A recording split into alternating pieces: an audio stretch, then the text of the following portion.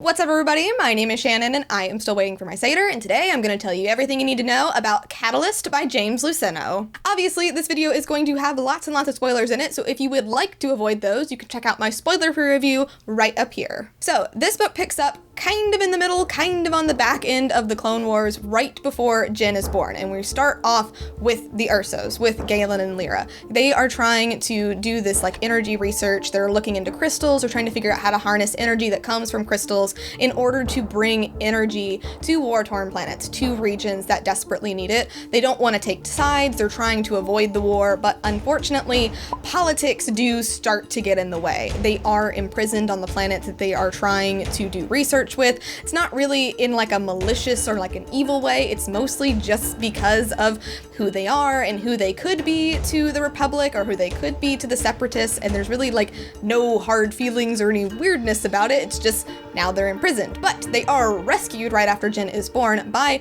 Whoreson Krennic, who is a like old college buddy of Galen Erso. The reason that Krennic saves them is because he is working, with the Republic. He's in this special weapons, like military operations kind of thing, and they are starting to construct the Death Star. They're starting to work on plans for the Death Star. Now the war is still going on, so they're hoping that this weapon could be used in the war, and Whoreson knows that in order to get this laser to work, they need somebody who knows a lot about crystals, who knows a lot about energy, and of course that's Galen. But here's the thing, like I said, they don't want to take sides. Galen and Lyra are not into that kind of stuff. You couldn't just ask them to weaponize their research because they're not going to do it. So Krennic is very crafty, he's extremely smart, he's very like underhanded, and he's playing the long game. He's like, I'm gonna get them over to my side. Don't even worry about it. We're gonna figure it out. And he basically starts like wooing them over to his side, like giving them everything they need and unlimited funding and just letting Galen like run wild with his research and with his imagination.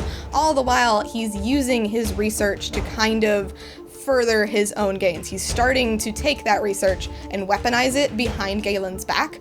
Lyra starts to notice this. Lyra is so awesome. She knows what's up. She's amazing. She's the best part of this book.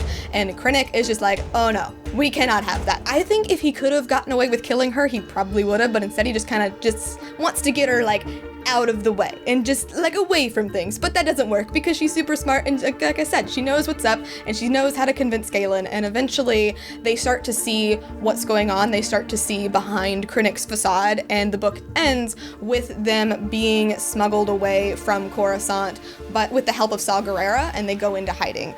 The whole way that like Saw Gerrera comes into play is that there's this other little subplot with a smuggler named Abbott who does some work for Krennic. He's one of the ones who very early on they start to use to help them like exploit planets in order to get their resources, and he sees this and he sees how devastated the planets are after he's done everything that he's done, and he starts to switch sides, and that's where he meets Saw Gerrera, and we start to see the beginnings of like a little rebellious cell start to come forth. There's also a little subplot where like Whoreson's trying to throw Tarkin off his trail, and he also tries to like get rid of Abbott all in one fell swoop, and there's this battle that happens, and it's kind of cool, but to me kind of weird, and I don't really know why it's there. There's a lot that goes on in this book. There's a lot that's happening. There's a lot of world building because we're like hopping around and seeing what the Empire's doing. Once the war ends, they're still building this Death Star because they're like, well, we can just have it as like a show of strength. Surely we're not going to use it, to keep people in our power and to make sure that nobody does anything that we don't want them to do.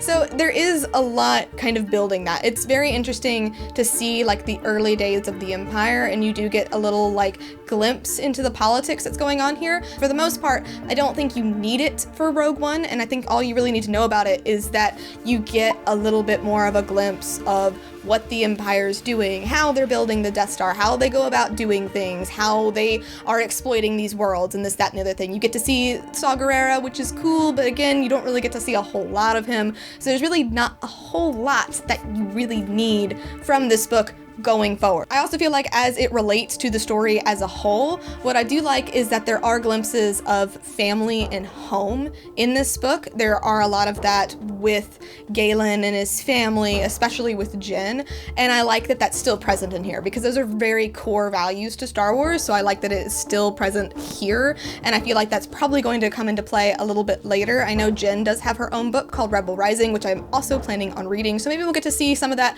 come back into that book. But for now, thank you guys so much for watching this video. If you liked it, be sure to hit that like button down below, and don't forget to subscribe so you can talk books with me every week. That is everything I got for you today, and I'll see you guys next time.